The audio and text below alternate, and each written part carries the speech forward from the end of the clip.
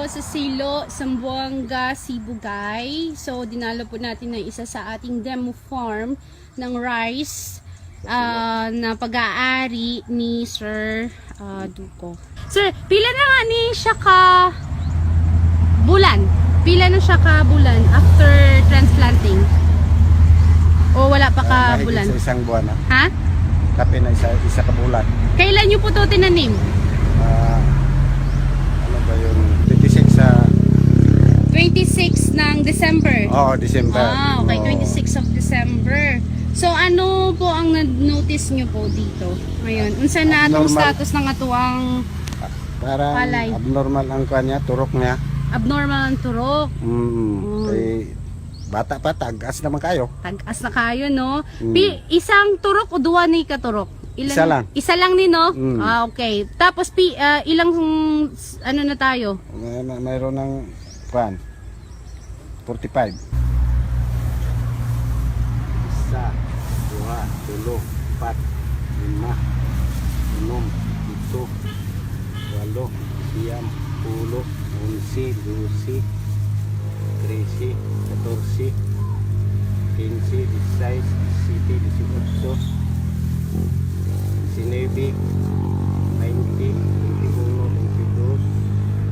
22, 23, 24, 25, 26, 27, 28, 29, 30,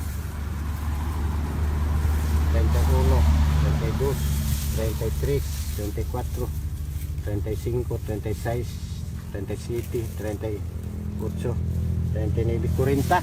40. Wow. Sa ganito, inbreed ni siya, nag-40 na ta, abnormal jud kayo ang tubo. O tagas kayo yang. And then tag-as pa siya. Pila na siya ka, unsa ng height na niya? Siguro mga lapit na 1 meter ito. Lapit na 1 meters, no? Oo, ang taas. Taas.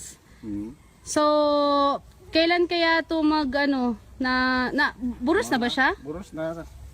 Dahil siguro karoning Marso, 25, maani. So 40, 40 no? 40 ang tawag niyo dun, suhing? Yang saha. Saha or yung tillers. Oo. So mga pila kaya ang moabot ani? Kini di mo minus ang uban ani mo sobra pa 50. Mosobra pag 50. Sa uban dia nga kwan. So nay part na dire na sobra na 40 sa ngayon. Sobra na. So murag mo 50 pataas ni siya. Oo. Ay, ibig sabihin kung daghan tillers, Oo. daghan ta ma-harvest, no? Daghan yun na. Oy, sige. Distansya layo man. Oo nga eh. Okay, Na. salamat.